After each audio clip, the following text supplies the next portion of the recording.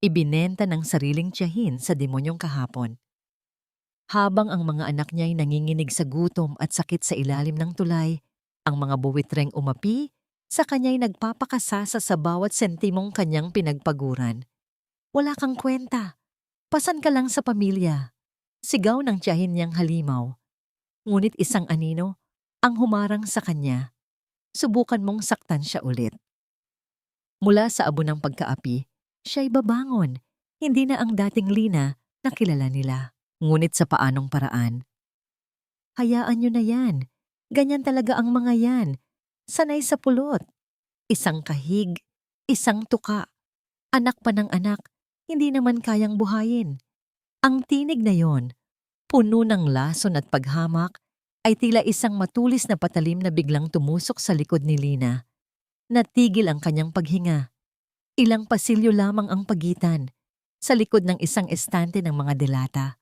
Ngunit sapat na ang lakas nito upang durugin ang kanyang puso. Ang kanyang mga mata ay nakapako sa pakete ng instant noodles sa kanyang kamay, ang pinakamurang pagkain na kaya niyang bilhin. Kanina lang, ang tanging laman ng isip niya ay ang nag-aapoy na pisngi ni Leo dahil sa lagnat at ang nangangalumpihit na tiyan ni Maya dahil sa gutom. Ngunit ngayon, lahat ng yon ay nabura. Nanlamig ang kanyang mga kamay bago tuluyang namanhid. Hindi niya namalayan, ang pakete ng noodles na hawak niya ay bumagsak mula sa kanyang nanginginig na daliri. Gumawa ito ng isang mahinang kaluskos sa sahig.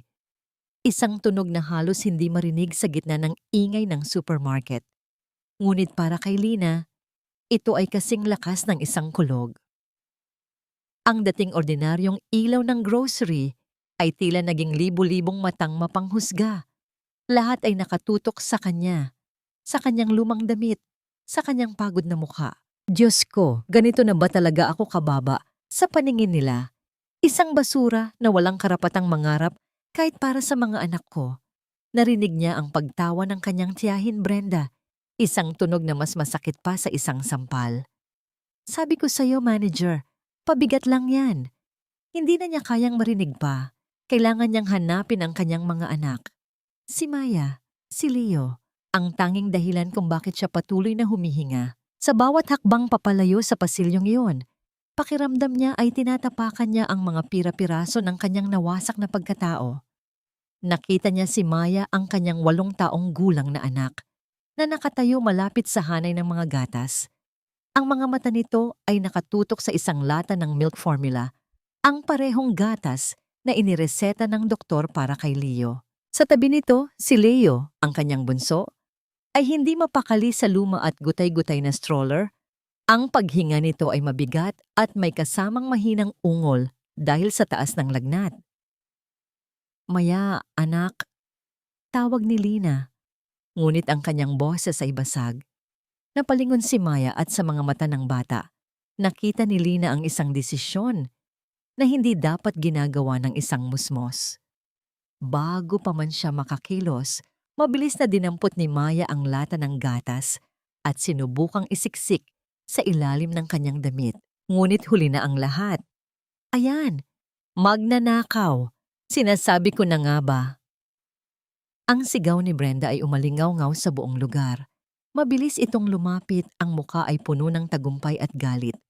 Hinablot niya ang braso ni Maya na naging dahilan upang mahulog ang lata ng gatas. Gumulong ito sa sahig, lumilikha ng isang maingay na kalampag na umagaw sa atensyon ng lahat. Tita Brenda, hindi po. Umiiyak na, sabi ni Maya, nanginginig sa takot. May sakit po si Leo. Huwag mo akong artehan, bata ka. Manang-mana ka sa ina mong inutil. Sigaw ni Brenda at dinuro-duro si Lina na ngayon ay papalapit. Ano, Lina? Ito ba ang tinuturo mo sa anak mo? Ang maging magnanakaw? Ang lahat ng tao sa paligid ay nakatingin. May mga bumubulong, may mga umiiling, walang gustong tumulong. Patawarin niyo na po ang anak ko. Si Lina ay napaluhod, hindi dahil sa pagod, kundi dahil sa bigat ng kahihiyan. Niyakap niya si Maya, sinusubukang protektahan ito mula sa mga mapanghusgang tingin. Nagkamali lang po siya. Nag-aalala lang po siya sa kapatid niya. Ako na po ang humihingi ng tawad. Ang mga luha ay malayang dumaloy sa kanyang mga pisngi. Ito na ang pinakamababang punto ng kanyang buhay. Nakaluhod sa sahig ng isang supermarket, nagmamakaawa para sa isang pagkakamaling isinilang mula sa pagmamahal at desperasyon. Sa isang sulok, hindi kalayuan sa kaguluhan, isang lalaki ang tahimik na nakatayo. Si David Alejandro, nakasuot ng isang mamahaling itim na suit, ay kanina pa nanonood. Ang kanyang muka ay walang emosyon, ang kanyang panga ay bahagyang nakatiim. Karaniwan, hindi niya pinapansin ang mga ganitong eksena. Ngunit sa pagkakataong ito, may kung anong pumigil sa kanya.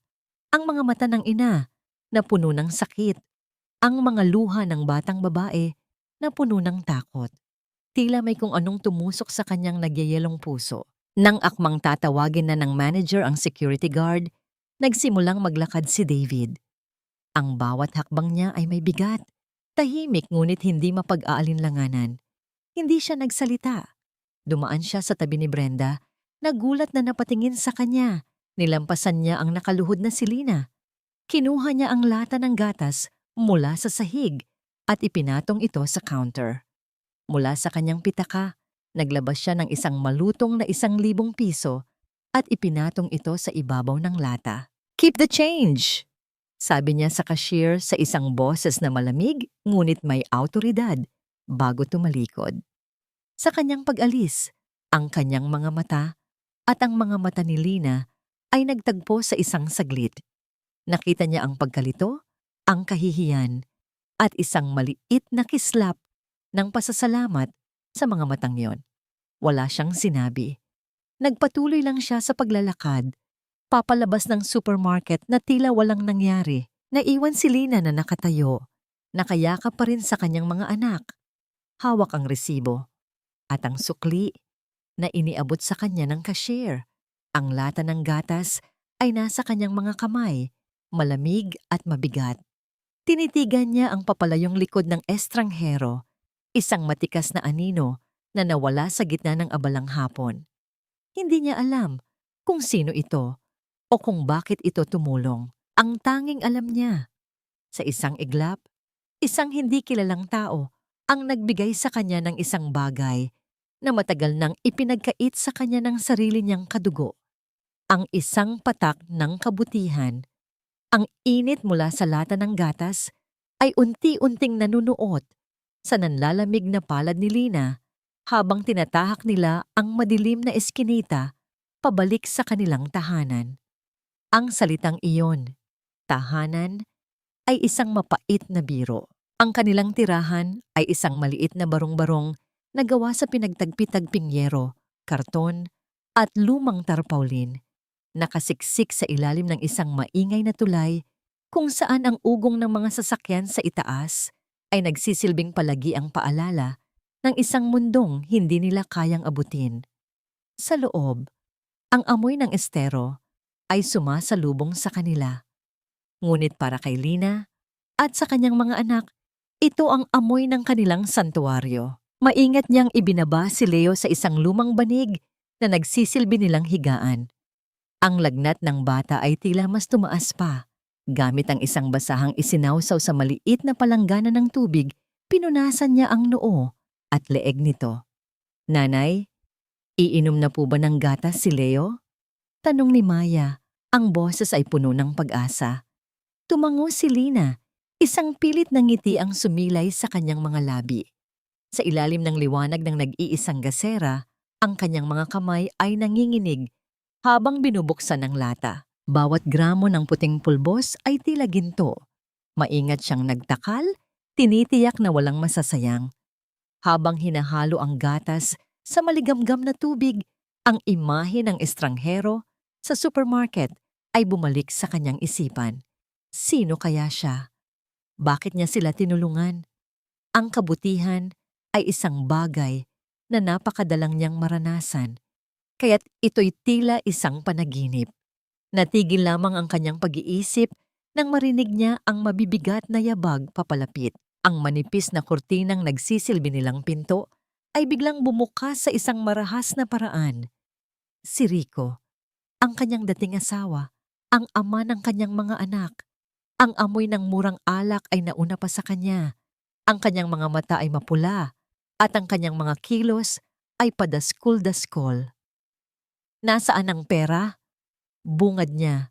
Ang boses ay garalgal at puno ng galit. Wala, Rico. Wala akong pera. Mahinang sagot ni Lina, habang mabilis na inilalagay ang kanyang sarili sa pagitan ni Rico at ng mga bata. Sinungaling, sigaw nito. Sinimulan nitong halongkatin ang kanilang mga iilang gamit. Isang maliit na kahon ng mga damit ang kanilang mga plato. Nakita ko kayo sa grocery. Huwag mo akong lokohin, Lina. Saan mo itinago?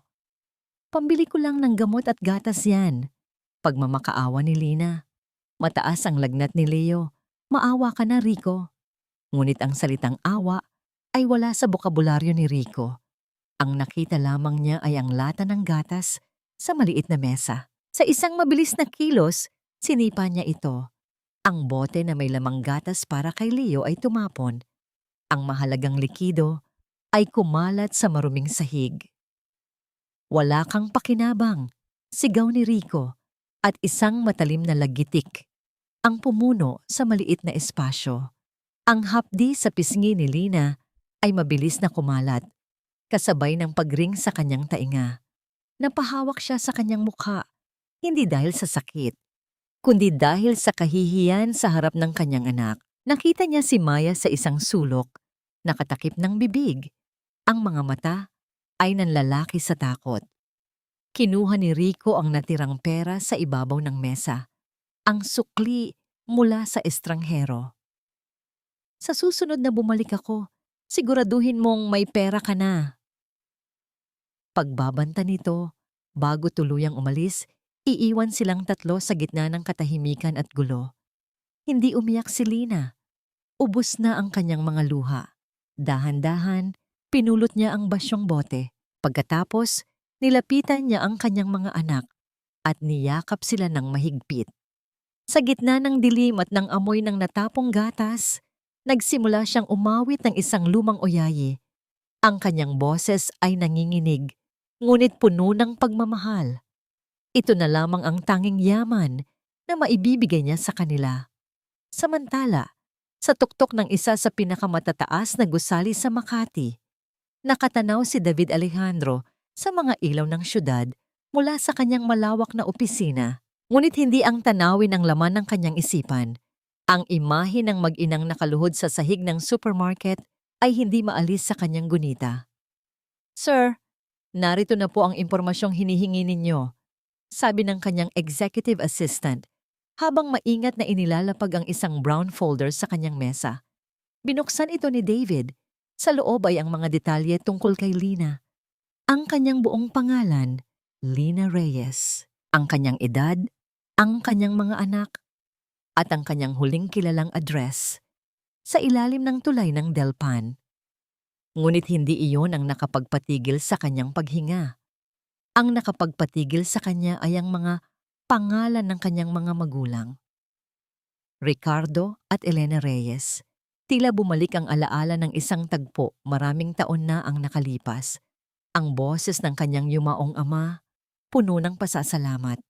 Huwag na huwag mong kalilimutan ang pamilyang Reyes, David. Kung hindi dahil sa kanila, hindi tayo makakaahon sa hirap. Utang natin sa kanila ang buhay na mayroon tayo ngayon. Isang lumang litrato ang nakatago sa isa sa mga drawer ng kanyang mesa. Kinuha niya ito. 2 lalaki ang nasa litrato, magkaakbay, nakangiti. Ang isa ay ang kanyang ama noong bata pa ito, at ang isa naman ay isang lalaking may mabuting mukha. Si Ricardo Reyes, ang ama ni Lina. Nanigas ang kanyang mga daliri habang hawak ang litrato. Ang babaeng inalipusta sa supermarket, ang babaeng nakatira sa ilalim ng tulay, ay ang anak ng taong nagligtas sa kanyang pamilya. Hindi ito nagkataon lamang. Ito ay tadhana, isang tadhanang sumisingil sa isang matagal ng pagkakautang. Ibinaba niya ang litrato, isang bagong determinasyon Ang pumuno sa kanyang mga mata, mas matibay at mas malinaw kaysa sa kahit anong business deal na kanyang isinara. Panahon na para magbayad ng utang na loob. Bulong niya sa katahimikan ng kanyang opisina. Kinabukasan, ang sinag ng araw ay hirap na sumilip sa ilalim ng tulay, nag-iiwan ng mga guhit ng liwanag sa maalikabok na sahig ng kanilang barong-barong. Ang hangin ay mabigat, dala ang amoy ng kahirapan at ng walang katapusang pag-asa. Si Lina ay gising na, nakatitig sa natutulog na mukha ni Leo. Ang lagnat nito ay bahagyang bumaba matapos makainom ng gatas kagabi. Ngunit ang paghinga nito ay nananatiling mababaw. Isang hindi pangkaraniwang tunog ang pumutol sa ugong ng mga sasakyan sa itaas. Isang marangyang ugong ng makina, isang tunog na hindi nababagay sa lugar na yon. Sumilip si Lina sa maliit na siwang ng kanilang dingding na karton.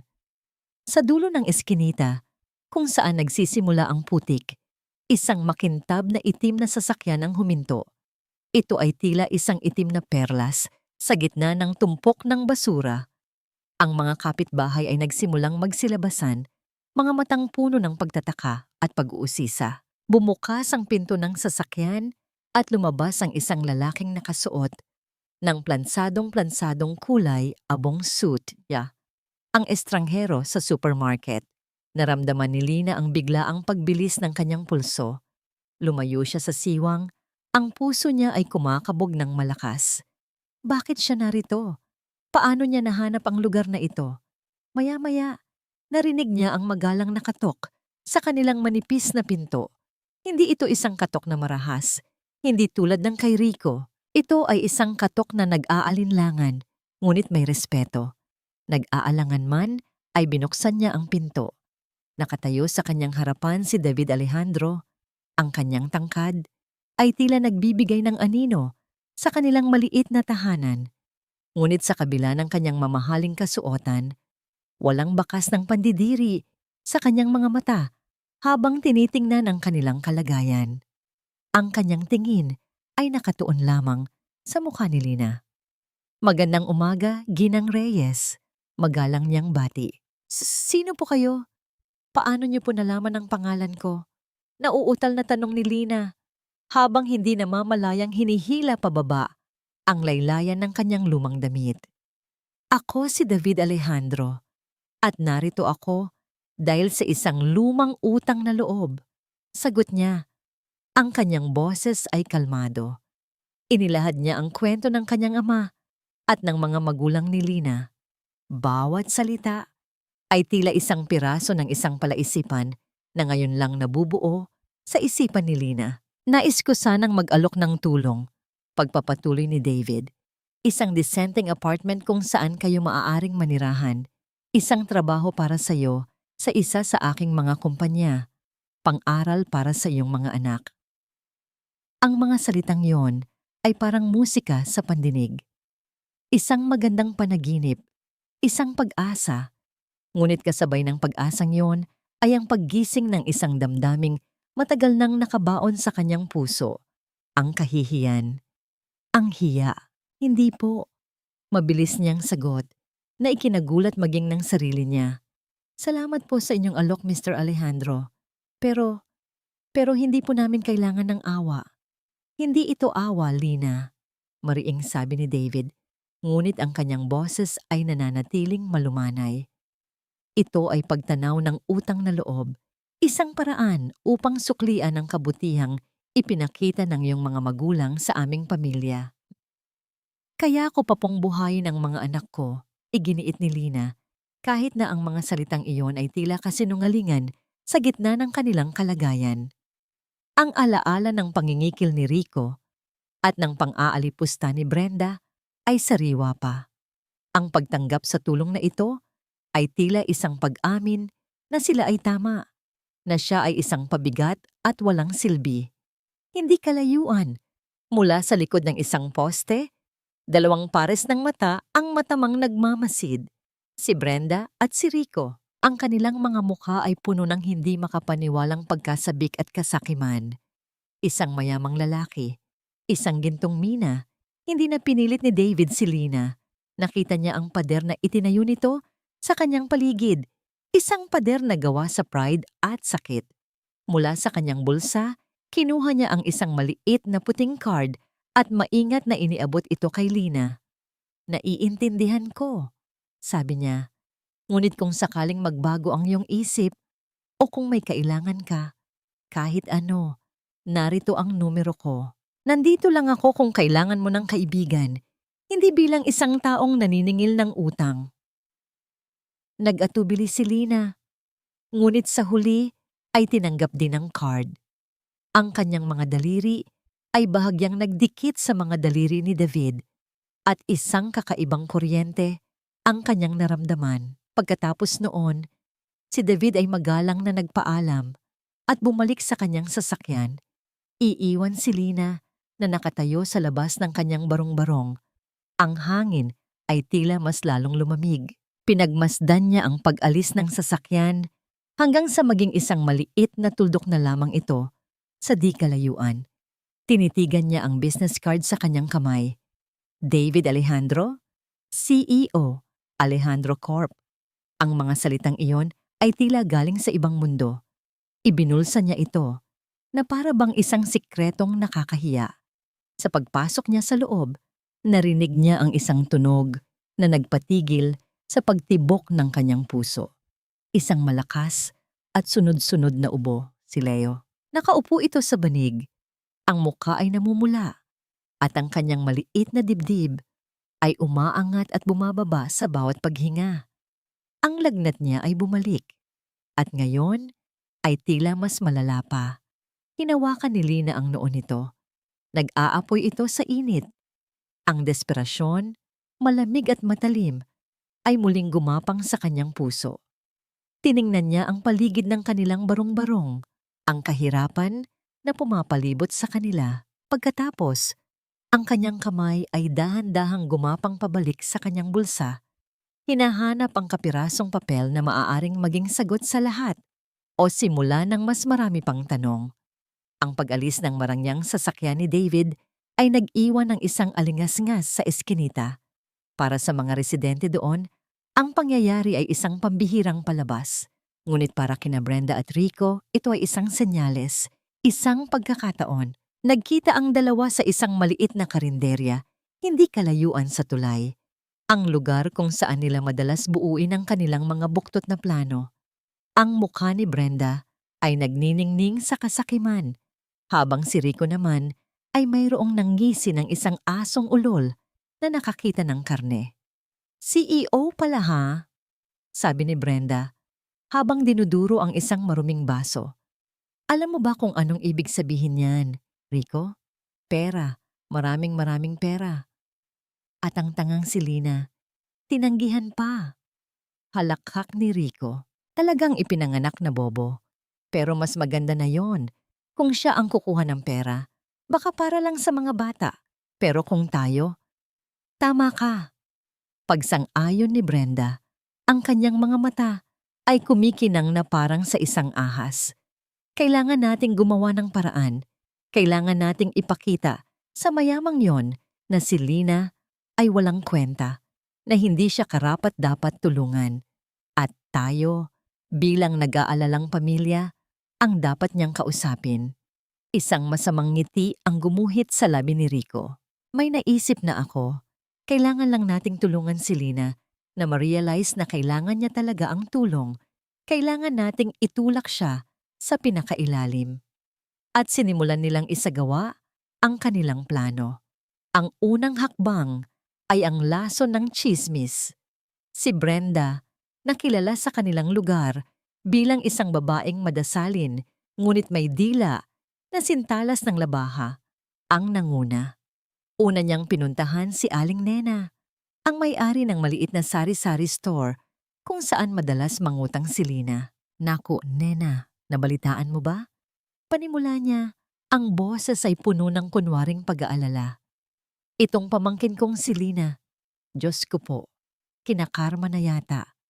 May nabingwit daw na mayaman. Ginagamit pa ang mga anak para kaawaan. Kawawa naman yung tao, mukhang mabait pa naman." Mula kay Aling Nena, ang lason ay kumalat. Si Marites, ang kasalukuyang kalaguyo ni Rico, ay masayang idinagdag ang sarili niyang bersyon ng kwento.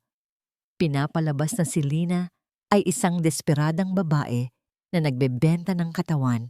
Sa loob lamang ng ilang oras, ang pangalan ni Lina ay naging usap-usapan sa buong komunidad. Naramdaman ito ni Lina kaagad. Nang lumabas siya upang bumili ng gamot para sa lagnat ni Leo, gamit ang kaunting perang natitira, sinalubong siya ng mga tinging mapanghusga. Ang mga dating bumabati sa kanya ay umiiwas. Ang mga bulungan ay humihinto kapag siya ay dadaan. Ngunit naririnig niya ang mga ito sa kanyang likuran. Ayan na, yung manggaganso. Kawawang mga bata, ginagamit lang. Akala mo kung sinong malinis. Bawat salita ay isang karayom na tumutusok sa kanyang puso. Mas masakit pa ito kaysa sa sampal ni Rico. Mas masakit pa kaysa sa gutom. Dahil ang tanging yaman na meron siya ay ang kanyang dignidad. At ngayon, kahit iyon ay unti-unti nang ninanakaw sa kanya, umuwi siyang luhaan. Dala ang gamot, ngunit pasan ang isang bagong bigat sa kanyang dibdib. Pakiramdam niya ay nag-iisa siya sa buong mundo. Isang pulo na kinukuyog ng mga alon ng panghuhusga. Pagdating niya sa kanilang barong-barong, ang kanyang pinakamasamang takot ay nagkatotoo. Si Leo ay nanginginig sa ibabaw ng banig.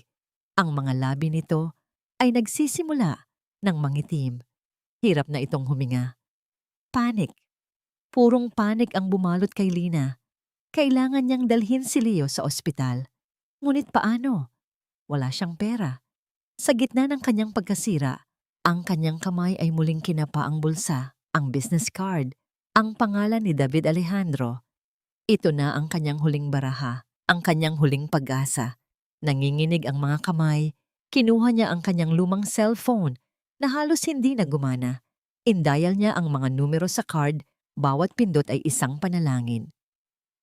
Nagring ito. Isa. Dalawa.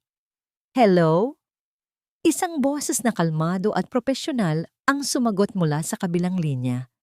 Napatigil si Lina. Ang kanyang lalamunan ay tila may nakabara. Ang lahat ng lakas niya ay biglang nawala. Paano niya sasabihin? Paano siya hihingi ng tulong matapos ang pagtanggi niya kanina? Hello? Who is this? Ulit ng boses sa kabilang linya. Mr. Alejandro. Sa wakas ay naibulong ni Lina. Ang kanyang boses ay basag at puno ng luha. Si Lina po ito. Si Lina Reyes. Isang saglit na katahimikan. Mr. Alejandro, kailangan ko po ng tulong. Sabi niya, habang tuluyan nang bumuhos ang kanyang mga luha. Ang kanyang pride, ang kanyang hiya. Lahat ng yun ay gumuho sa harap ng katotohanang maaring mawala sa kanya ang kanyang anak. Ang anak ko po, si Leo, hindi na po siya makahinga ng maayos. Mula sa kabilang linya, ang dating kalmadong boses ni David ay biglang nagbago. Mayroon itong biglang urgensya, isang autoridad na hindi mapag-aalinlanganan. Saan kayo? Papunta na ako. Huwag kang bibitiw, Leo. Please, baby, huwag kang bibitiw. Ang mga salitang ito ay tila isang paulit-ulit na dasal na lumalabas sa nanginginig na mga labi ni Lina. Ang bawat hininga ni Leo ay tila isang marupok na sinulid na anumang sandali ay maaaring maputol. Sa gitna ng dilim at amoy ng estero, ang kawalang pag-asa ay tila isang higanting anino na unti-unting lumalamon sa kanyang huling lakas.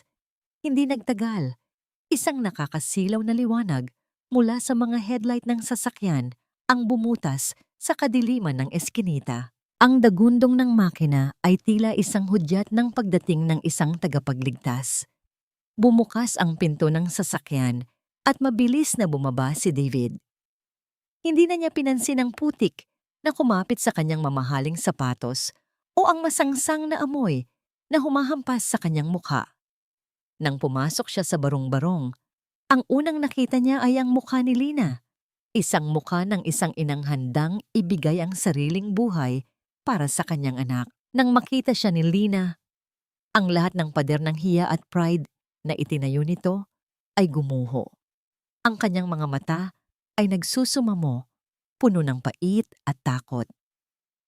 Mr. Alejandro, ang anak ko. Walang salitang binitawan si David.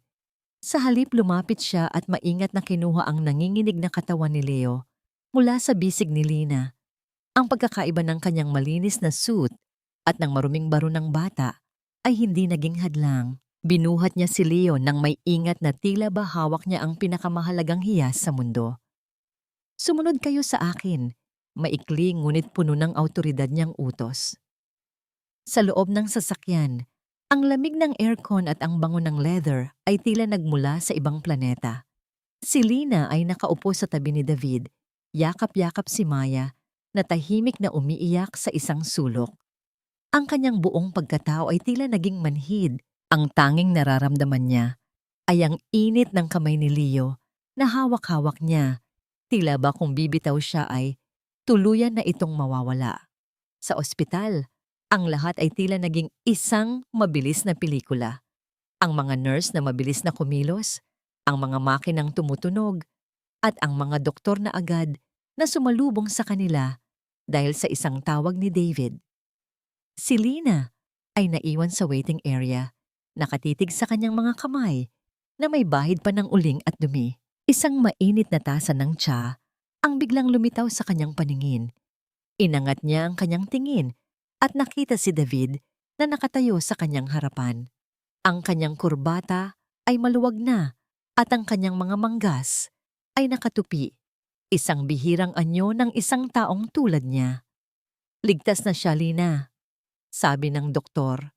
Naagapan natin ang komplikasyon ng kanyang pulmonya, mahinahong sabi ni David. Ang mga salitang iyon ay tila isang malakas na agos ng tubig na tumangay sa lahat ng bigat sa dibdib ni Lina. Hindi na niya napigilan ang kanyang sarili.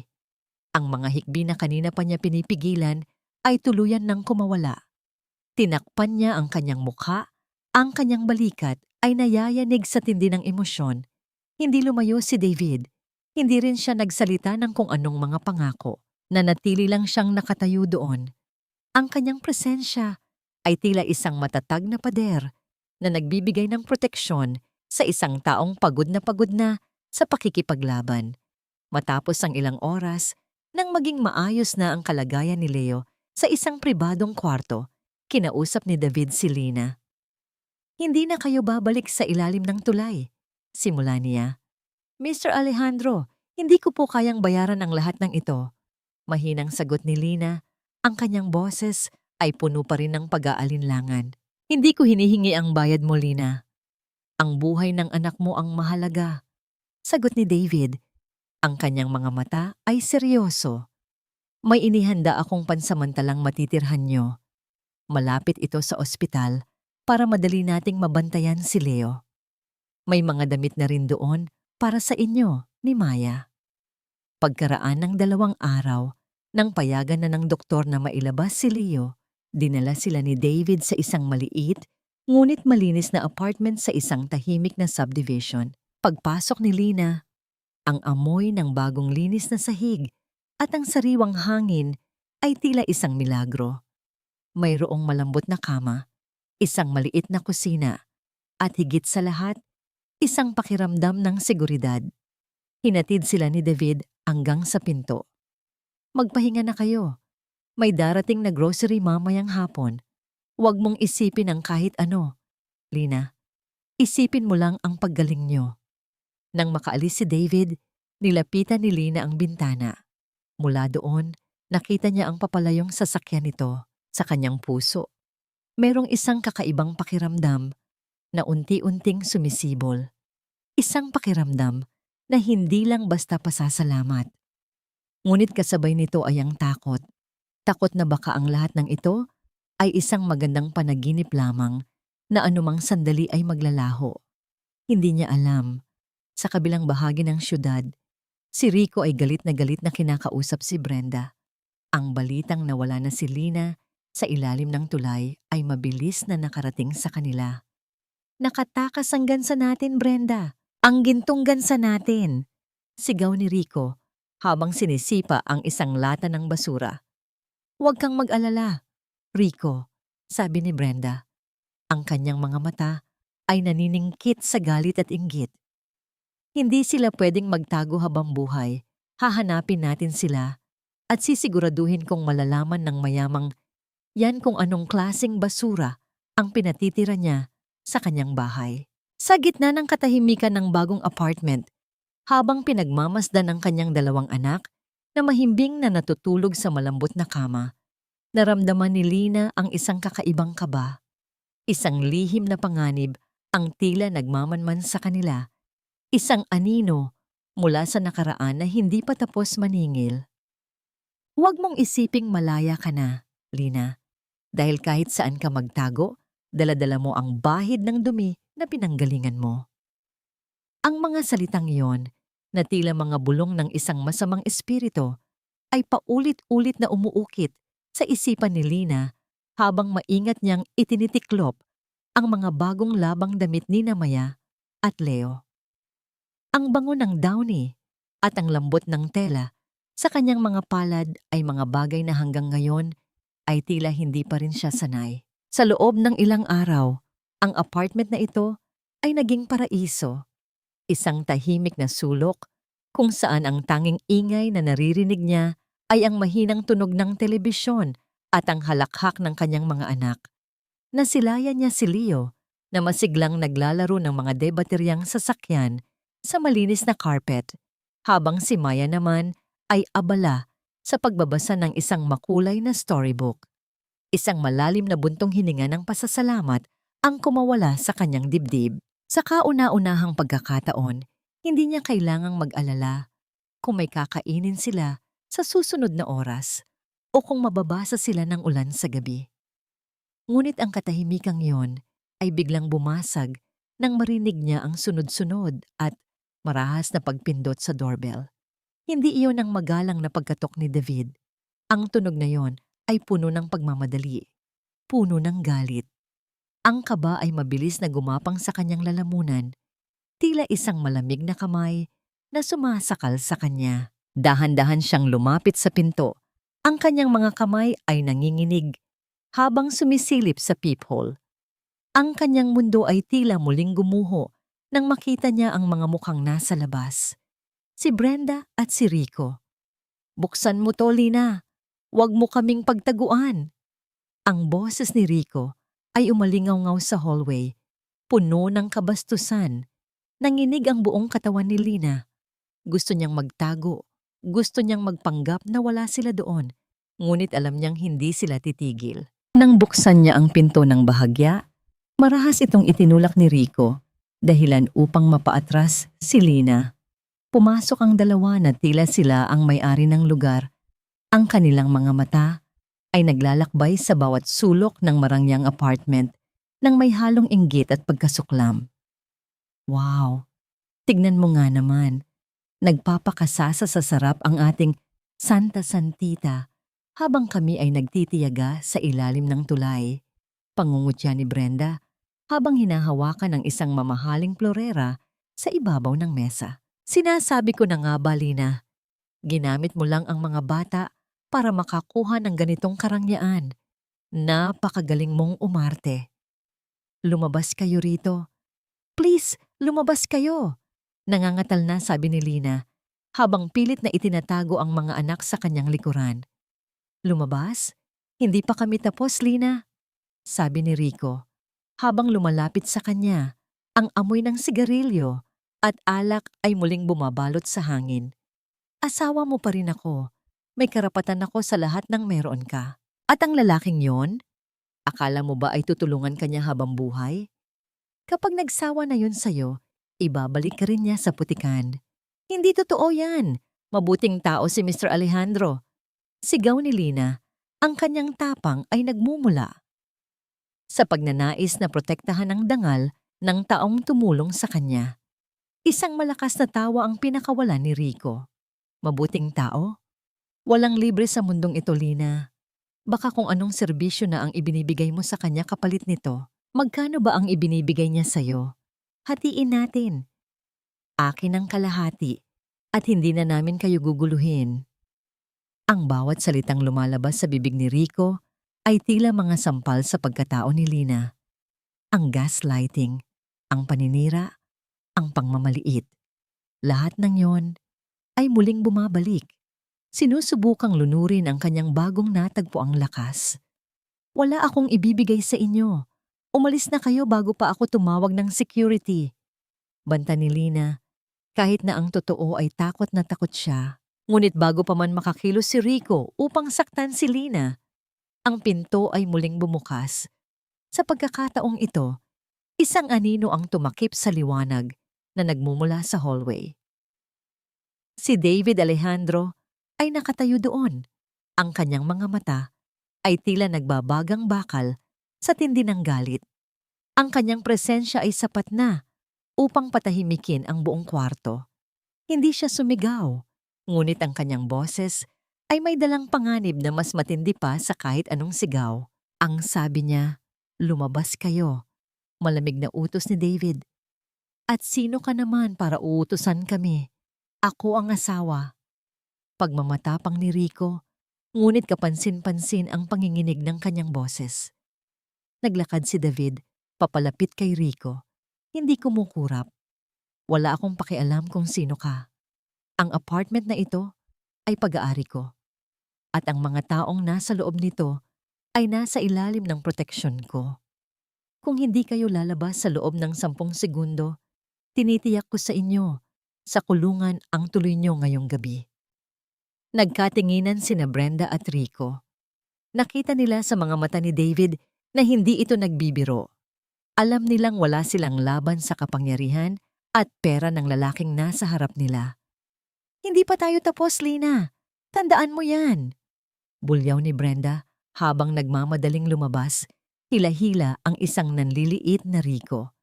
Nang muling tumahimik ang paligid, ang lahat ng lakas ni Lina ay biglang nawala.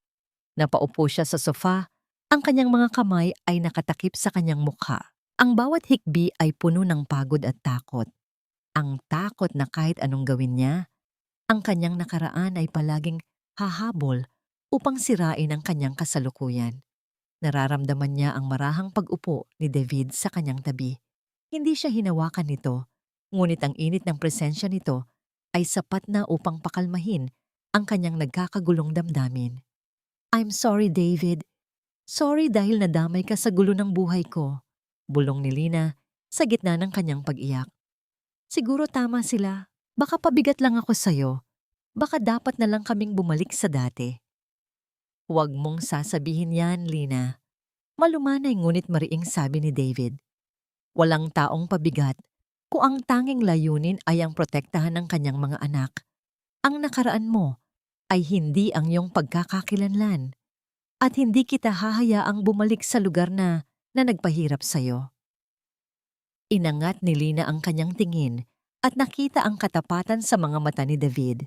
Sa unang pagkakataon, naramdaman niya na hindi siya nag-iisa sa laban na ito. Ngunit sa likod ng pasasalamat na iyon ay may isang tanong na gumugulo sa kanya. Paano nahanap ni Rico ang lugar na ito? Hindi niya alam. Sa labas ng gusali, si Brenda ay may hawak na cellphone. May kausap na isang boses na puno ng mali siya. "Nagawa na namin ang unang bahagi, Marites," sabi ni Brenda. Ang kanyang kanangiti ay tila isang sugat sa kanyang mukha. "Ngayon, oras na para sa susunod mong plano. Siguraduhin nating hindi lang ang apartment na to ang mawawala sa kanya, kundi pati na rin ang tiwala ng mayamang lalaking yan." Hindi lahat ng sugat ay nakikita, Lina. Minsan, ang pinakamalalim na hiwa ay nasa mga alaala na ayaw na nating balikan.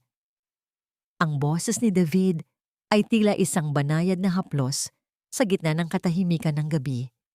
Nakaupo sila sa maliit na balkonahe ng apartment habang ang mga ilaw ng syudad sa ibaba ay tila mga bituing bumagsak sa lupa. Sa loob, mahimbing nang natutulog ang mga bata, ang kanilang mga hininga ay banayad at payapa. Hawak ni Lina ang isang baso ng mainit na tsa. Ang usok nito ay humahalimuyak sa pagitan nila. "Akala ko po, ang mga taong katulad ninyo ay walang dinadalang sakit. Ang akala ko, Sapat na ang yaman para mabura ang anumang lungkot. Mahinang tugon ni Lina. Ang kanyang tingin ay nakapako sa malayo. Isang mapait na ngiti ang gumuhit sa mga labi ni David. Ang pera ay nakakabili ng katahimikan, pero hindi nito kayang bilhin ang kapayapaan ng loob. Lumaki ako sa isang mansyon na puno ng mga mamahaling gamit, pero walang init ng isang tunay na pamilya. Palaging abala ang aking ama sa negosyo at ang aking ina. Siya ay pumanaw ng maaga, dala ang tanging kislap ng saya sa aming tahanan. Inangat ni Lina ang kanyang tingin at sa ilalim ng malamlam na liwanag ng buwan, nakita niya ang isang bahagi ni David na hindi pa niya nasisilayan. Ang matikas na CEO, ang makapangyarihang lalaking humarap kay Rico nang walang takot, ay tila isang batang nawawala sa gitna ng malawak na nakawalan. Nakita ko ang aking ama na umiyak sa kauna-unahang pagkakataon noong mabalitaan niya ang pagpanaw ng iyong ama. Pagpapatuloy ni David, ang kanyang boses ay bahagyang gumaralgal. Sabi niya, nawalan siya ng kapatid. Isang taong hindi tumingin sa kanyang bulsa, kundi sa kanyang pagkatao. Kaya noong makita kita sa supermarket na yon, Lina, hindi lang ikaw ang nakita ko. Nakita ko ang lahat ng kabutihang ipinunla ng pamilya mo na tila kinalimutan na ng mundo. Naramdaman ni Lina ang pag-init ng kanyang mga mata. Mabuting tao ang tatay. Kahit wala kaming maipakain sa sarili naming hapag, palagi niyang sinasabi na may mas nagugutom pa sa amin. Pero noong mawala siya, tila nawala rin ang lahat ng liwanag. Napunta kami sa dilim, David. Isang dilim na akala ko ay wala ng katapusan. Dahan-dahang ibinaba ni David ang kanyang baso at tumingin ng diretso sa mga mata ni Lina. Tapos na ang panahong iyon, Lina. Hindi ko man maibabalik ang mga taong nawala. Sisiguraduhin ko naman na hindi na kayo muling lulunurin ng dilim. Sa sandaling iyon, ang distansya sa pagitan nila ay tila naglaho. Isang tahimik na pag-unawa ang namuod sa hangin. Inabot ni David ang hibla ng buhok na umiihip sa mukha ni Lina at maingat itong inilagay sa likod ng kanyang tainga. Ang haplos ng kanyang mga daliri ay tila isang kuryenteng naghatid ng init sa buong pagkatao ni Lina. Hindi ito isang mapusok na ugnayan, kundi isang banal na sandali ng pagtanggap at paghilom. Salamat, David, bulong ni Lina. Ang kanyang boses ay tila isang panalangin. Salamat sa pagpapaalala sa akin na tao rin pala ako, na may halaga rin pala ang buhay ko. Ngumiti si David, isang tunay na ngiti na umabot hanggang sa kanyang mga mata. You are more than enough, Lina. Sana balang araw, makita mo rin ang sarili mo sa paraan ng pagtingin ko sa iyo. Tumayo si David upang magpaalam, ngunit bago siya tuluyang umalis, muli siyang lumingon. May inayos akong trabaho para sa iyo sa HR department ng kumpanya. Hindi ito dahil sa awa, kundi dahil alam kong kailangan nila ng isang taong may dedikasyon at tibay ng loob na katulad mo. Magsisimula ka sa Lunes. Naiwan si Lina sa balkonahe, baon ang init ng mga salita ni David. Sa loob ng kwarto, pinagmasdan niya ang kanyang mga anak. Sa kauna-unahang pagkakataon, ang takot sa kanyang puso ay napalitan ng isang munting binhi ng pag-asa. Gayunpaman, ang kapayapaang ito ay tila isang kalmado bago ang baha. Habang maingat na inililigpit ni Lina ang mga gamit sa kusina, napansin niya ang isang bagay na nahulog mula sa bulsa ng jacket na naiwan ni Brenda kanina sa gitna ng gulo. Isa itong maliit na piraso ng papel. Sa loob nito ay may nakasulat na isang address at isang pangalan, Marites. Ngunit may kasama itong isang maikling mensahe na nagpatigil sa tibok ng puso ni Lina. Ang lason ay handa na. Isang maling galaw lang at katapusan na ng kanyang bagong buhay. Naramdaman ni Lina ang biglang panlalamig ng kanyang mga kamay. Sino si Marites? At anong lason ang tinutukoy nito? Ang kapayapaang akala niya ay abot kamay na niya ay tila isang marupok na salamin na anumang sandali ay muling mababasag. Tumingin siya sa labas ng bintana Sa kadiliman ng gabi na tila may itinatagong mga matang nagmamanman, ang laban ay hindi pa tapos. Sa katunayan, ito ay nagsisimula pa lamang. Akala mo ba, sa pagsuot mo ng magandang damit at pagpasok sa malamig na opisina, ay mabubura na ang amoy ng basura sa balat mo? Ang magnanakaw, Lina, ay mananatiling magnanakaw kahit balutin mo pa ng ginto. Ang mga salitang yon ni Brenda mula sa kanilang huling paghaharap ay tila isang sumpa na hindi maalis-alis sa pandinig ni Lina. Gayunpaman, sa loob ng unang linggo niya sa Alejandro Corp, pinilit niyang maging matatag. Ang bawat pag-akyat niya sa elevator, ang bawat pagbati ng "Good morning, ma'am" mula sa guard, ay tila mga hakbang patungo sa isang buhay na dati ay sa panaginip lamang niya nakikita. Sa kanyang lamesa sa HR department, nakatayo ang isang maliit na frame na may litrato ni Maya at Leo. Iyon ang kanyang golden moment, ang sulyap sa kanilang mga ngiti na nagbibigay sa kanya ng lakas tuwing nakakaramdam siya ng pagod o kawalan ng tiwala sa sarili. Ngunit sa likod ng kislap ng mga salamin at tunog ng mga computer, may isang panganib na tahimik na gumagapang. Isang hapon, habang abala ang lahat sa paghahanda para sa anibersaryo ng kumpanya, lumapit sa kanya ang isa sa mga senior staff na si Sandra. Ang mukha nito ay tila pala kaibigan, ngunit ang kanyang mga mata ay hindi nakangiti. "Lina, pakikip naman muna itong maliit na pouch sa drawer mo. May emergency meeting lang ako sa kabilang building at baka mawala ko ito sa sobrang pagmamadali. Importante yan. Pondo para sa event bukas," sabi ni Sandra habang iniaabot ang isang itim na velvet pouch. Dahil sa pagnanais na makatulong at maging bahagi ng grupo, tinanggap ito ni Lina ng walang pag-aalinlangan. "Sige po, Ma'am Sandra. Ako na pong bahala rito." Ipinasok niya ang pouch sa kanyang drawer at maingat itong nilock. Ngunit hindi niya alam, mula sa malayo, isang pares ng mata ang nagmamasid, si Marites, na nakasuot ng uniforme ng isang janitress, ay lihim na nakapasok sa gusali gamit ang isang pekeng ID na ibinigay ni Brenda. Isang mabilis na pagtango ang ibinigay ni Marites kay Sandra. Ang lason ay nagsimula na. Makalipas ang 2 oras, ang katahimikan ng opisina ay biglang nabulabog. Ang HR manager na si Mrs. Vergara, isang babaeng kilala sa pagiging strikto at walang pakundangan, ay mabilis na naglalakad patungo sa cubicle ni Lina. Kasunod nito, ang 2 security guard at si Sandra na ngayon ay umiiyak at tila hindi magkandamayaw. "Lina Reyes, buksan mo ang drawer mo ngayon din," sigaw ni Mrs. Vergara. Ang lahat ng empleyado ay tumigil sa pagtatrabaho. Ang mga bulungan ay nagsimulang kumalat na tila apoy sa tuyong damo. "Bakit po, ma'am? May problema po ba?" tanong ni Lina. Ang kanyang puso ay nagsimulang tumibok ng mabilis, isang kabang hindi niya maipaliwanag. Nawawala ang diamond brooch na gagamitin ni Mr. Alejandro para sa auction bukas, at sabi ni Sandra, "Ikaw ang huling nakahawak ng pouch na pinaglagyan nito," singal ni Mrs. Vergara. Nanginig ang mga kamay ni Lina habang kinukuha niya ang susi. Binuksan niya ang drawer at inilabas ang itim na pouch.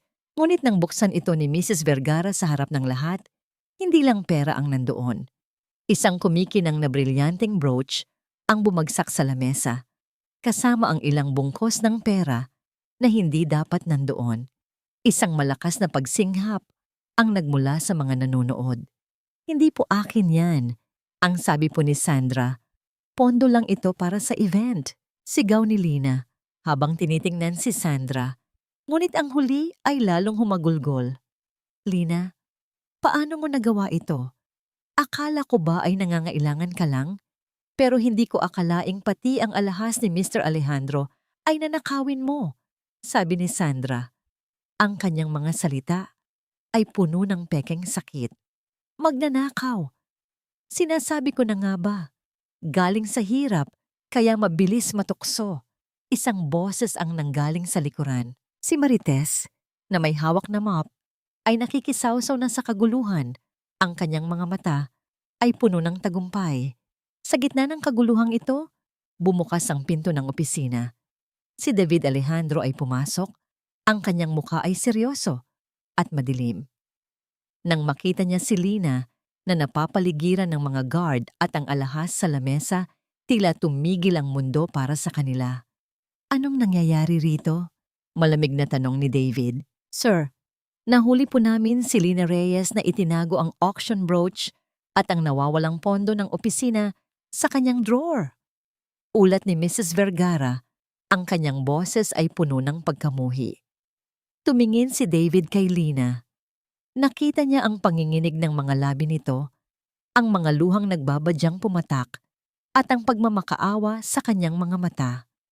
Ngunit sa harap ng lahat ng ebidensya, sa harap ng kanyang mga empleyado, ang katahimikan ni David ay naging kasing talim ng isang kutsilyo.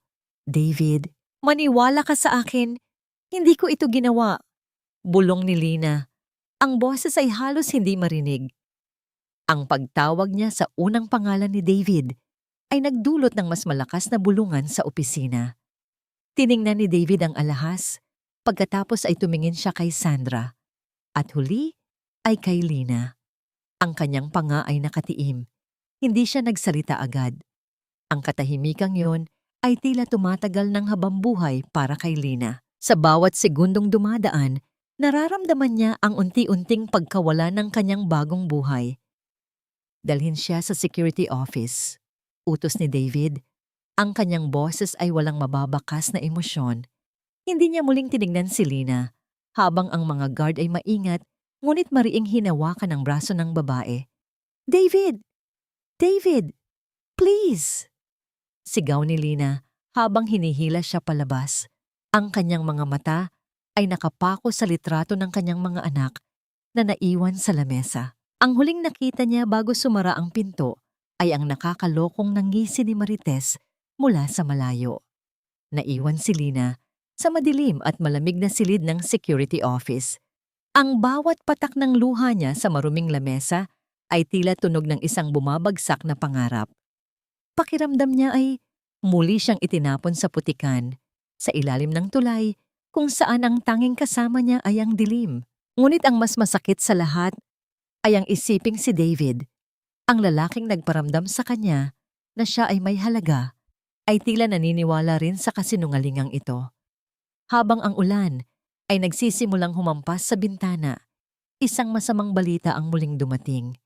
Isang tawag mula kay Brenda. Lina, huwag ka nang umasa. Habang ikaw ay nakakulong, kinuha na ni Rico ang mga bata. Sabi niya, hindi ligtas ang mga bata sa isang inang magnanakaw. Kung gusto mo silang makita, alam mo kung magkano ang kailangan naming pera. Ang cellphone ay nalaglag mula sa kamay ni Lina. Wala na siyang marinig kundi ang sarili niyang mabilis na pagtibok ng puso. Nawala ang kanyang trabaho, nawala ang kanyang dangal, at ngayon, nawala na rin ang kanyang mga anak. Minsan, ang katahimikan ay hindi nangangahulugan ng pag-abandona.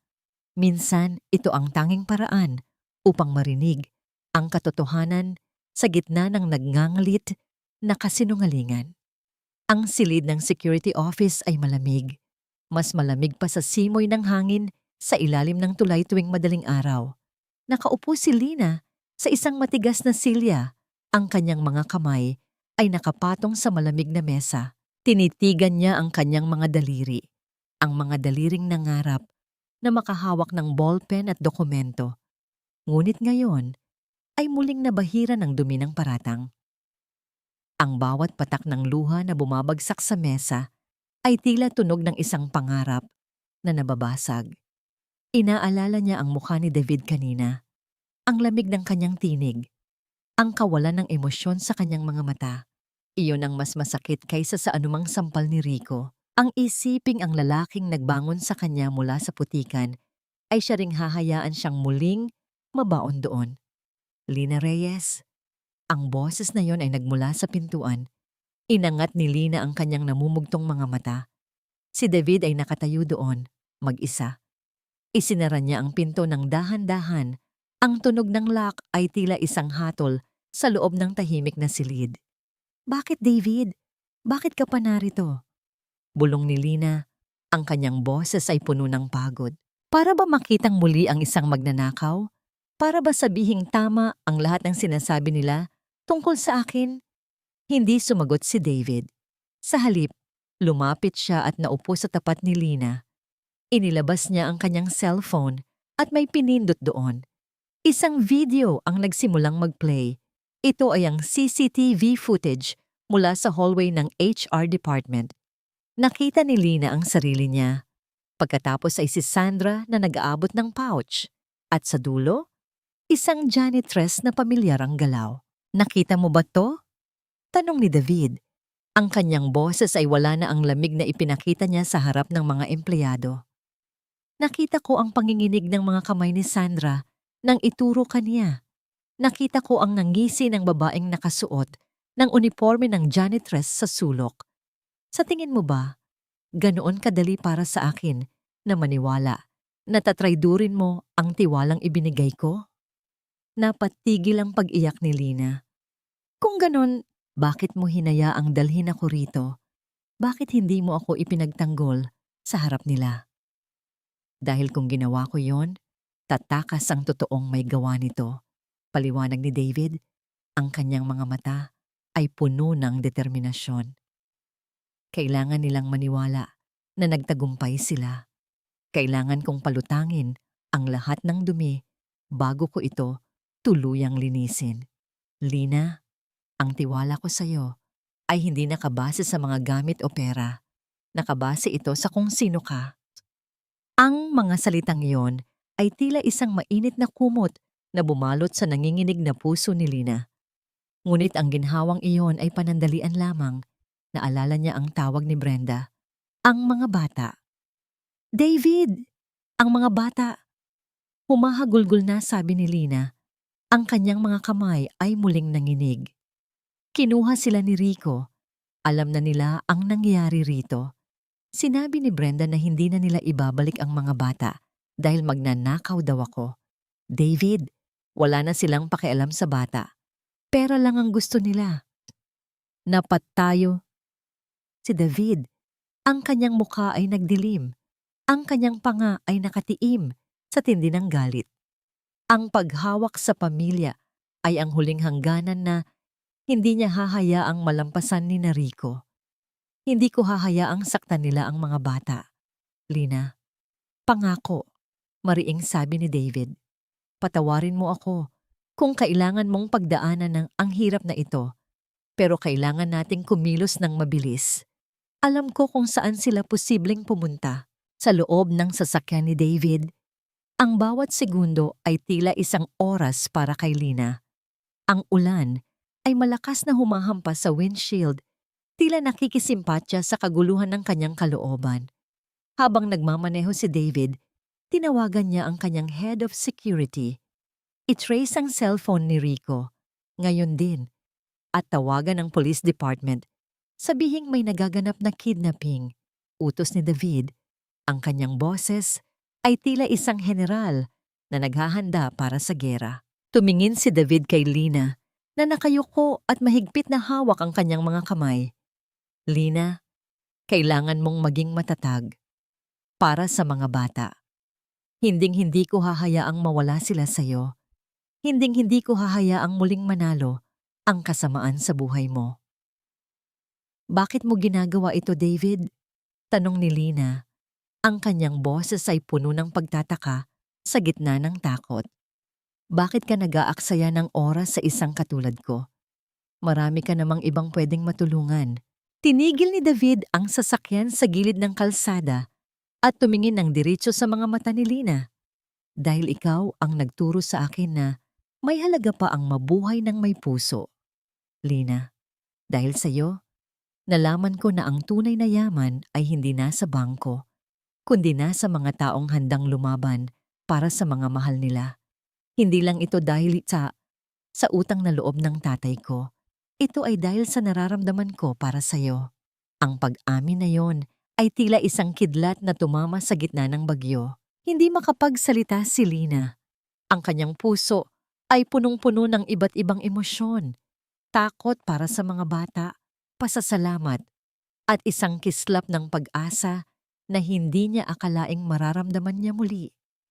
Ngunit ang sandaling iyon ay naputol ng mag-vibrate ang cellphone ni David. Isang mensahe mula sa kanyang security team. Isang address sa isang abandonadong bodega sa labas ng syudad. At isang larawan, ang lumang stroller ni Leo na nakabaliktad sa putikan. Naramdaman ni Lina ang paghinto ng kanyang mundo. Ang takot ay muling lumukob sa kanya, mas matindi at mas madilim kaysa kanina. Narito na sila, sabi ni David. Ang kanyang boses ay mababa at puno ng banta. Humanda ka, Lina. Sa gabing ito, tatapusin natin ang lahat ng takot na ito. Habang mabilis na pinapatakbo ni David ang sasakyan patungo sa address, si Lina ay tahimik na nanalangin. Ang bawat patak ng ulan sa bintana ay tila mga luhang nagmamakaawa sa langit. Hindi niya alam kung anong naghihintay sa kanila sa bodega na yon, ngunit alam niya ang isang bagay. Hindi na siya ang dating Lina na nakayuko at laging sumusuko. Dahil sa tabi niya, may isang lalaking handang harapin ang kahit anong bagyo para sa kanya. Ngunit sa loob ng bodegang iyon, si Rico ay may hawak na bote ng alak, nakatitig sa umiiyak na si Maya at Leo. Ang kanyang mga mata ay puno ng kabaliwan. Huwag kayong umiyak. Darating ang nanay niyo at dala niya ang lahat ng perang kailangan ko. Hindi alam ni Rico na sa pagkakataong ito, hindi lang pera ang darating. Isang hustisya na matagal na niyang iniiwasan ang nakatakdang sumalubong sa kanya. Akala mo ba, matatakasan mo ako, Lina? Kahit anong gawin mong pag-akyat sa mataas na lipunan, dito ka rin babagsak sa paanan ko. Isang tawag ko lang, wala na ang mga anak mo. Ang boses ni Rico ay umalingaw-ngaw sa loob ng abandonadong bodega, punong-puno ng kabaliwan at desperasyon. Sa gitna ng madilim na silid, sa ilalim ng isang bumbilyang aandap-andap, nakita ni Lina sina Maya at Leo. Ang kanyang mga anak ay nakatali sa isang lumang silya. Ang kanilang mga mata ay puno ng luha at takot na hindi dapat nararanasan ng mga bata. Sa tabi ni Rico, nakatayo si Brenda na imbes na maawa sa sariling kadugo ay mayroon pang ngisi ng tagumpay. Naramdaman ni Lina ang biglang paghinto ng kanyang mundo. Ang bawat tibok ng kanyang puso ay tila isang malakas na tambol na nagbababala ng panganib. Ang kanyang mga tuhod ay nangangatog at ang bawat hininga niya ay tila may kasamang bubog na sumusugat sa kanyang lalamunan. Ngunit sa gitna ng matinding takot, naramdaman niya ang isang matibay na kamay na humawak sa kanyang balikat. Si David. Ibigay mo ang pera, David. Ngayon din. O hindi mo na sila makikitang buhay. Sigaw ni Rico habang iwinagayway ang isang matulis na bagay. Rico, itigil mo na ito. Malamig na sabi ni David. Ang bawat salita ay may dalang awtoridad na tila yelo sa tindi ng lamig. Alam mo bang habang nandito kayo, ang mga kasabwat niyo sa kumpanya ay kumakanta na sa presinto? Napatigil si Brenda. Anong sinasabi mo? Inilabas ni David ang kanyang tablet at ipinakita ang isang live video. Doon, nakita ni Brenda si Sandra, ang senior staff na nag-frame kay Lina na umiiyak habang pinapapirma ng affidavit sa harap ng mga pulis. Ibinunyag ni Sandra ang lahat. Ang pagbabayad sa kanya ni Brenda, ang pagpasok ni Marites sa gusali, at ang plano nilang sirain si Lina upang makuha ang pera ni David. Ang brilyanteng akala niyo ay ninakaw ni Lina? Isang peke iyon na sadyang ipinalagay ko upang mahuli ang sinumang magtatangkang kumuha nito. Pagpapatuloy ni David, ang bawat hakbang niya papalapit ay tila isang hatol ng kamatayan para sa plano ni Rico. Lahat ng usapan niyo ni Marites, lahat ng mensahe niyo tungkol sa lason at paninira ay nasa kamay na ng mga awtoridad. Ang mukha ni Brenda ay biglang namutla. Ang nangisi ng tagumpay ay napalitan ng purong sindak. Sa kabilang banda, si Rico ay lalong naging agresibo. Wala akong pakialam sa kumpanya mo. Ang gusto ko ay ang pera. Ibigay mo ang pera o sasaktan ko sila. Nanay, nanay! Iyak ni Leo. Ang kanyang maliit na boses ay tila isang kumpas na humihiwa sa puso ni Lina. Sa sandaling iyon, ang takot ni Lina ay biglang naglaho at napalitan ng isang nagniningas na galit. Hindi na siya ang babaeng nakayuko. Hindi na siya ang biktimang laging sumusunod. Rico, Brenda, tapos na ang pananakot niyo sa amin. Sabi ni Lina, ang kanyang boses ay hindi na nanginginig, kundi matatag at puno ng dignidad. Hindi niyo na kailanman magagamit ang mga anak ko para sa inyong kasakiman. Ang kinuha niyo sa akin ay hindi lang basta pera o trabaho, kundi ang kapayapaan ng aking pamilya. At sa gabing ito, babawiin ko ang lahat. Narinig ang tunog ng mga sirena ng pulis sa paligid ng bodega. Ang bawat asul at pulang ilaw na tumatagos sa mga siwang ng dingding ay tila mga anino ng hustisyang dumarating. Sa tindi ng panik, sinubukan ni Rico na tumakas. Ngunit mabilis siyang hinarang ng mga security team ni David. Si Brenda naman ay napaluhod na lamang, tila isang basang sisiw na nawalan ng proteksyon. Mabilis na tumakbo si Lina patungo sa kanyang mga anak. Nanginginig ang kanyang mga kamay habang kinakalag ang mga tali ni Maya at Leo. Ang bawat haplos niya sa kanilang mga pisngi ay tila isang panalangin ng pasasalamat. Ligtas na kayo! Ligtas na kayo! Bulong ni Lina habang niyayakap sila ng mahigpit. Lumapit si David at kinuha ang nanginginig na si Leo mula sa silya. Sa isang bihirang sandali, isinandal ng bata ang kanyang ulo sa balikat ni David at mahinang bumulong, "Dada." Ang salitang yon ay tila isang kidlat na tumama sa puso ni David. Ang kanyang mga mata ay nanubig, isang bagay na hindi niya inaasahang mangyayari sa gitna ng gulo. Tumingin siya kay Lina at sa gitna ng kaguluhan, ng dilim at ng mga sirena, nakita nila sa isa't isa ang isang bagay na matagal na nilang hinahanap, ang tunay na kahulugan ng kaligtasan. Habang iginigapos ang mga pulis si Rico at Brenda, ang huling nakita ni Lina ay ang mukha ni Brenda na puno ng pagsisisi, hindi dahil sa kanyang ginawa, kundi dahil sa pagkatalo ng kanyang kasamaan. Ngunit para kay Lina, wala na itong halaga. Ang mahalaga ay ang init ng yakap ng kanyang mga anak at ang matatag na presensya ni David sa kanyang tabi. Gayunpaman, habang inilalabas sila sa bodega, isang huling banta ang bumulong mula sa dilim. Si Marites, na kanina pa palang nagtatago sa isang sulok, ay may hawak na isang bagay na hindi napansin ng sinuman. Isang huling pagtatangka na sirain ang kaligayahan ni Lina.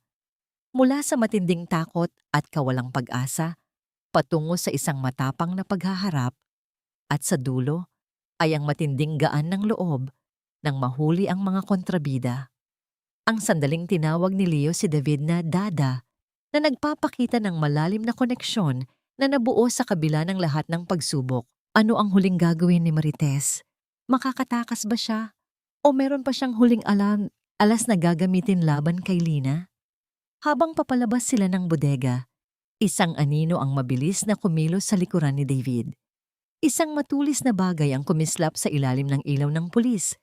At bago pa man makasigaw si Lina, isang marahas na pagtulak ang nangyari. Ang huling paghihiganti ni Marites. Akala niyo ba ay ganoon lang kadali ang lahat? Kung mawawalan ako ng lahat, sisiguraduhin kong wala ring matitira sa inyo. Ang tili na yon ni Marites ay tila galing sa ilalim ng lupa, puno ng purong puot at kawalang pag-asa. Sa gitna ng kaguluhan habang isinasakay ng mga pulis sina Rico at Brenda sa patrol car, walang nakapansin sa mabilis na paggalaw ng isang anino mula sa madilim na sulok ng bodega. Karga ni David si Leo, habang si Lina naman ay nakaakbay kay Maya patungo sa ligtas na sasakyan. Ang ulan ay patuloy na bumubuhos, tila sinusubukang hugasan ang dumi ng gabing iyon. Ngunit ang bawat patak ng tubig na tumatama sa mukha ni Lina ay tila may dalang babala. Sa isang iglap, nakita ni Lina ang pagkislap ng isang matalas na bagay sa ilalim ng malamlam na ilaw ng poste. Si Marites, na may gulugulong buhok at mga matang nanlilisik sa galit, ay mabilis na sumusugod patungo sa likuran ni David, diretso sa kinaroroonan ni Leo. David! Ilag! Hindi na nakapag-isip si Lina. Ang kanyang katawan ay kumilos ng kusa. Isang instinto ng isang inang handang maging kalasag para sa kanyang pamilya. Itinulak niya ng malakas si David, dahilan upang mawalan ito ng balanse at mapaluhod sa putikan. Yakap-yakap pa rin si Leo. Sa sandaling iyon, naramdaman ni Lina ang isang matalas at malamig na hapdi sa kanyang braso at tagiliran. Ang kumikinang na bakal na hawak ni Marites ay humiwa sa kanyang balat. Isang hapdi na tila nagniningas na apoy. Napadaing si Lina, ang kanyang paningin ay bahagyang lumabo, at ang kanyang katawan ay dahan-dahang bumagsak sa basang lupa. Lina, Lina! Ang sigaw ni David ay umalingaw sa buong paligid, puno ng takot at pait na hindi pa niya naramdaman sa buong buhay niya. Mabilis na rumesponde ang mga pulis. Sa loob ng ilang segundo, si Marites ay napadapa at nagapos, habang patuloy pa ring sumisigaw ng mga sumpa at paninira. Ngunit para kay David, ang mundo ay tumigil sa pag-ikot. Binitawan niya si Leo sa pangangalaga ng isang opisyal at mabilis na lumapit kay Lina. Inangat ni David ang ulo ni Lina at ipinatong sa kanyang kandungan. Lina, bakit mo ginawa iyon? Please, tumingin ka sa akin. Huwag kang pipikit. Ang puting blusa ni Lina ay unti-unting nababahiran ng pula. Ang kulay ng kanyang sakripisyo ay humahalo sa madilim na putik ng kalsada. Sa kabila ng sakit, pilit nang ngumiti si Lina. Inabot niya ang pisngi ni David. Ang kanyang mga daliri ay nanginginig at malamig. Ligtas. Ligtas ba ang mga bata? Mahinang bulong ni Lina. Ang boses ay halos hindi marinig sa gitna ng ingay ng ulan. Ligtas sila, Lina. Ligtas tayo. Please, lumaban ka. Pagsusumamo ni David, ang kanyang mga luha ay malayang humahalo sa tubig ulan sa kanyang mga pisngi. Hindi kita pwedeng mawala ngayon. Ngayong nahanap ko na ang dahilan kung bakit ako dapat mabuhay. Narinig ni Lina ang boses ni Maya at Leo na tinatawag ang kanyang pangalan sa di kalayuan. Ang bawat tawag nila ay tila isang angkla na humihila sa kanya pabalik mula sa dilim. Ngunit ang antok ay unti-unting lumulukob sa kanya, isang bigat na hindi niya kayang pigilan. David, alagaan mo sila. Iyon na lamang ang huling nais sa tinig ni Lina bago tuluyang pumikit ang kanyang mga mata. Ang katahimikan sa loob ng sasakyan ng ambulansya ay tila isang mabigat na kumot. Hawak-hawak ni David ang kamay ni Lina habang ang mga paramedic ay abala sa pagbibigay ng paunang lunas. Tinitigan ni David ang maputlang mukha ni Lina, ang babaeng dumaan sa impyerno, pero nanatiling may busilak na puso. Sa sandaling iyon, gumawa siya ng isang tahimik na panunumpa. Kung ibibigay sa kanya ng langit ang pagkakataong ito, hinding-hindi na niya hahayaang makaramdam muli ng kahit anong sakit ang babaeng ito. Samantala, sa loob ng selda, sina Rico at Brenda ay nakaupo sa magkabilang sulok. Ang kanilang mga mukha ay puno ng kawalan ng pag-asa. Wala na silang pera, wala na silang kakampi, at ang tanging naitira sa kanila ay ang mapait na katotohanang sila mismo ang sumira sa sarili nilang mga buhay dahil sa kasakiman. Ang kanilang utang na loob sa pamilya ni Lina ay nauwi sa isang habang buhay na pagsisisi. Habang ang ambulansya ay mabilis na humaharurot patungo sa ospital, ang bawat sirena ay tila isang sigaw ng laban para sa buhay ni Lina. Sa gitna ng unos at ng madilim na gabi, isang munting kislap ng pag-asa ang nananatiling buhay sa puso ni David. Isang pag-asang ang kwentong ito ay hindi magtatapos sa isang trahedya, kundi sa isang bagong simula. Ang puting kisame ng ospital ang unang tumambad sa paningin ni Lina nang dahan-dahan niyang imulat ang kanyang mga mata. Ang amoy ng gamot at ang mahinang ugong ng aircon ay tila mga anino ng isang masamang panaginip na dahan-dahang naglalaho. Ramdam niya ang matinding kirot sa kanyang tagiliran sa bawat paghinga. Isang paalala ng madilim na bodega at ng talim ng puot ni Marites. Ngunit sa kabila ng sakit, may isang init na nanunuot sa kanyang kanang kamay. Nilingon niya ang kanyang tabi at nakita si David. Nakaupo ito sa isang silya, ang kanyang ulo ay nakasandal sa gilid ng kama habang mahigpit na hawak ang kamay ni Lina. Ang kanyang suot na suit ay gusot-gusot na at ang kanyang mukha ay bakas ng pagod at puyat. Sa di kalayuan, sa isang maliit na sofa, nakita ni Lina sina Maya at Leo na mahimbing na natutulog sa ilalim ng isang makapal na kumot. Ligtas sila. Ang kaisipang yun ang nagdala ng isang matamis na ginhawa sa puso ni Lina. Bahagyang gumalaw si David nang maramdaman ang marahang pisil ni Lina sa kanyang kamay. Agad itong nag-angat ng ulo at ang kanyang mga mata na kanina ay puno ng pag-aalala ay biglang nagliwanag. Lina, salamat sa Diyos. Gising ka na. Bulong ni David. Ang kanyang boses ay puno ng emosyon.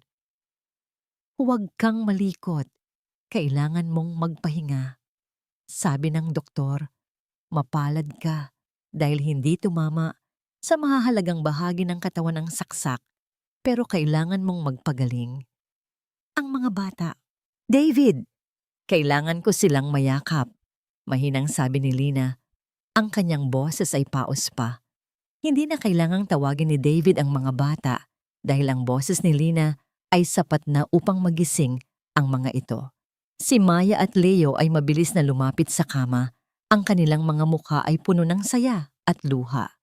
Ang bawat haplos ni Lina sa kanilang mga buhok ay tila isang gamot na nagpapagaling sa lahat ng kanyang sugat, pisikal man o emosyonal. Sa mga sumunod na araw, ang balita tungkol sa nangyari ay kumalat na tila apoy.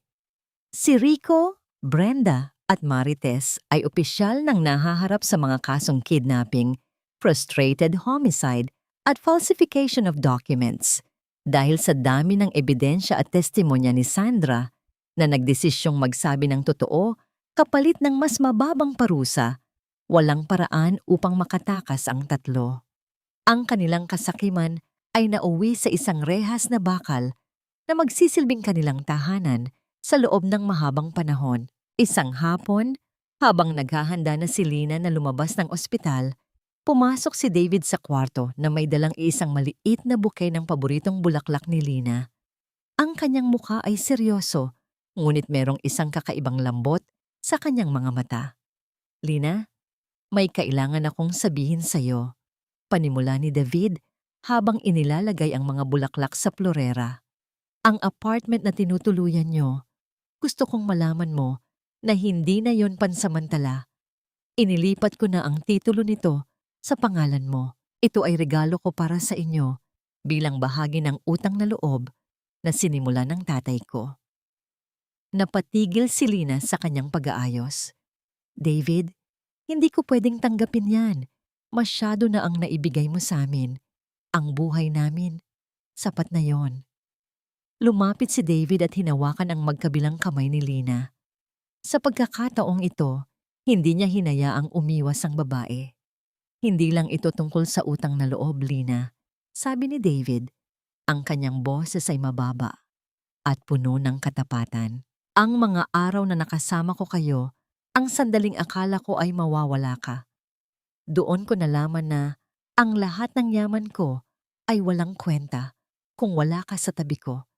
You saved me, Lina. You saved me from my own cold and lonely world. Naramdaman ni Lina ang pagbilis ng tibok ng kanyang puso.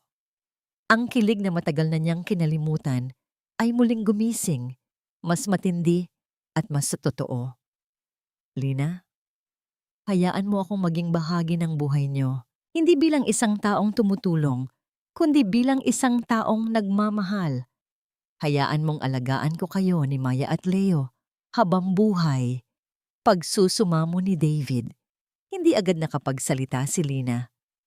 Tinitigan niya ang lalaking nasa kanyang harap, isang lalaking hindi tumingin sa kanyang kahapon, kundi sa kanyang pagkatao. Dahan-dahan, isang matamis na oo ang gumuhit sa kanyang mga labi. Ang kanyang pagtango ay tila isang hudyat ng pagtatapos ng unos at pagsisimula ng isang bagong umaga. Sa kanilang paglabas ng ospital, ang sikat ng araw ay tila mas maliwanag kaysa dati.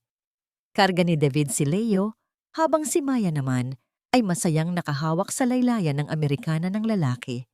Sa likod nila, ang ospital na naging saksi sa muntikang pagkawala ng buhay ni Lina ay naiwan na sa anino.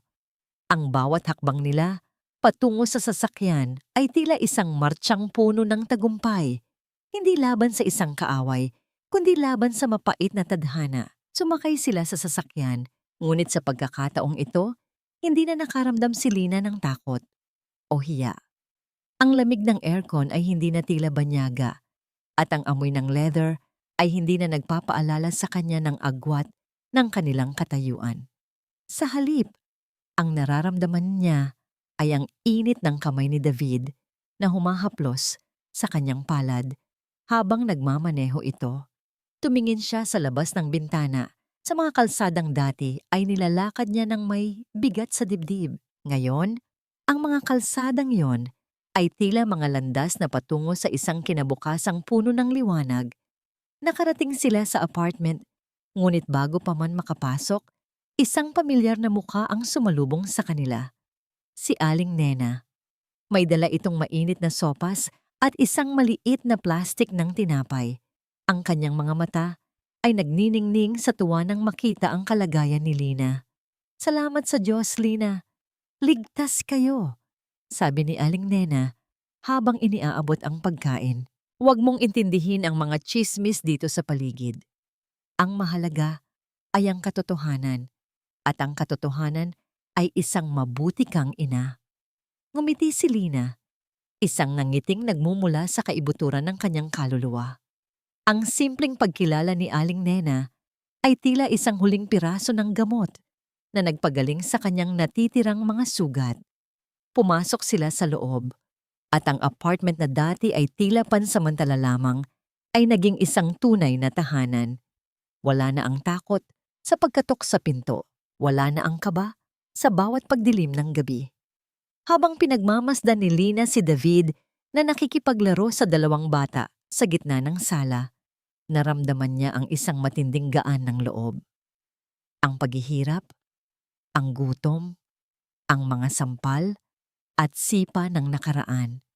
Lahat ng yon ay naging mga pilat na lamang na nagpapaalala sa kanya kung gaano siya katibay. Ang bukas ay hindi na isang malaking katanungan, kundi isang pangakong dahan-dahang natutupad. Isang taon ang mabilis na lumipas. Ang sikat ng araw sa isang linggo ng hapon ay banayad na humahalik sa mga dahon ng mga halaman sa maliit na garden ng bagong bahay ni Lina at David. Hindi ito ang malamig at malawak na mansyon ni David, kundi isang mainit at maaliwalas na tahanan sa isang tahimik na subdivision, kung saan ang bawat sulok ay puno ng mga alaala ng tawanan at pagmamahalan. Nakaupo si Lina sa isang wooden bench. Pinagmamasdan si Leo na masiglang tumatakbo habang hinahabol ang isang makulay na saranggola. Si Maya naman ay abala sa pagdidilig ng mga bulaklak. Ang kanyang mga mata ay wala na ang bakas ng takot na dati ay palaging nakakubli doon. Ang bata ay nag-aaral na sa isang magandang paaralan at pangarap na maging isang doktor balang araw upang makapanggamot din ng ibang tao. Lumabas si David mula sa loob ng bahay, dala ang 2 baso ng malamig na katas ng prutas. Naupo siya sa tabi ni Lina at dahan-dahang inakbayan ng asawa. Ang kanilang mga singsing ay kumikinang sa ilalim ng araw, isang simbolo ng pangakong pinagtibay sa harap ng dambana. "Masyado kang tahimik, mahal," puna ni David. Ang boses ay puno ng lambing. Ano ang iniisip mo? Iniisip ko lang kung gaano kabilis magbago ang lahat, sagot ni Lina, habang isinasandal ang kanyang ulo sa balikat ni David. 1 taon lang ang nakakalipas, ang tanging dalangin ko ay isang lata ng gatas. Ngayon, ang dalangin ko ay sana huwag nang matapos ang bawat araw na ganito tayo kapayapa. Noong nakaraang buwan, dinalaw ni Lina si Brenda sa loob ng kulungan. Nakita niya ang kanyang tiyahin na tila naging isang anino na lamang ng dating mapang-aping babae. Wala na ang mga alahas nito, wala na ang kanyang mapagmataas na tinig.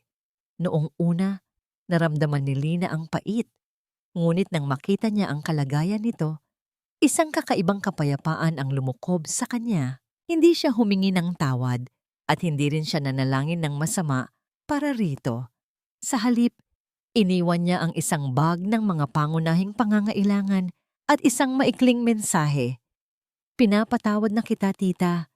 Hindi dahil sa karapat-dapat ka, kundi dahil ayaw ko nang dalhin ang bigat ng galit mo sa puso ko. Ang pagpapatawad na yon ang naging huling susi upang tuluyan siyang makalaya sa kanyang nakaraan. Si Rico naman ay nananatiling nasa likod ng mga rehas, malayo sa mga anak na dati ay itinuring niyang kasangkapan lamang. Ang katarungan ay nakamit hindi sa pamamagitan ng paghihiganti, kundi sa pamamagitan ng pagpili sa tama at pagtitiwala sa batas ng Diyos at ng tao. Ang hirap ay tapos na, Lina, bulong ni David habang hinahalikan ang noo ng asawa. Ngayon, ang tungkulin natin ay ituro sa kanila na ang tunay na yaman ay hindi nasusukat sa laki ng bahay o sa dami ng pera sa bangko. Alam ko, David, sagot ni Lina. Ang tunay na yaman ay ang pagmamahalan natin at ang lakas na nahanap natin sa gitna ng ating mga kahinaan. Ang kwento ni Lina ay hindi lamang kwento ng isang babaeng iniligtas ng isang mayamang lalaki. Ito ay kwento ng isang inang natagpuan ng kanyang sariling tinig, ng isang pusong tumangging mamatay sa gitna ng dilim, at ng isang pag-ibig na naging tulay upang paghilumin ang mga sugat ng kahapon. Sa bawat patak ng ulan o sikat ng araw, alam ni Lina na hindi na siya muling mag-iisa. Dahil sa dulo ng bawat mahabang gabi, palaging may isang umagang naghihintay, isang umagang may dalang bagong pag-asa at isang tahanang tunay na matatawag na sa kanya. Habang nagtatagpo ang kanilang mga paningin, naramdaman ni Lina ang isang matinding pasasalamat. Ang bawat luhang pumatak noon ay naging mga perlas ng karunungan ngayon. Ang kanyang paglalakbay mula sa ilalim ng tulay patungo sa piling ni David ay isang patotoo na ang bawat sugat ay may lunas at ang bawat pusong marunong magmahal ay laging makakahanap ng daan pauwi.